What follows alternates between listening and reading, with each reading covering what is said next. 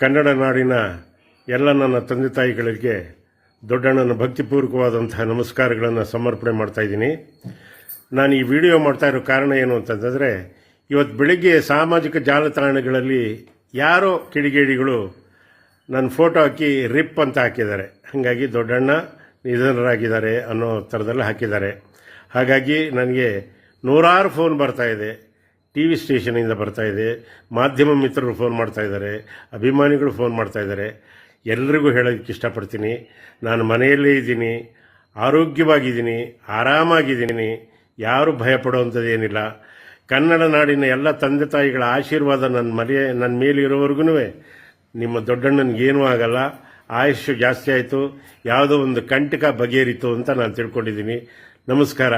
ಈ ಮೂಲಕ ನಾನು ಆರೋಗ್ಯವಾಗಿದ್ದೀನಿ ಅಂತ ಹೇಳೋದಕ್ಕೆ ಮತ್ತೊಮ್ಮೆ ಮಗದೊಮ್ಮೆ ನಾನು ಇಷ್ಟಪಡ್ತೀನಿ. ನಮಸ್ಕಾರ.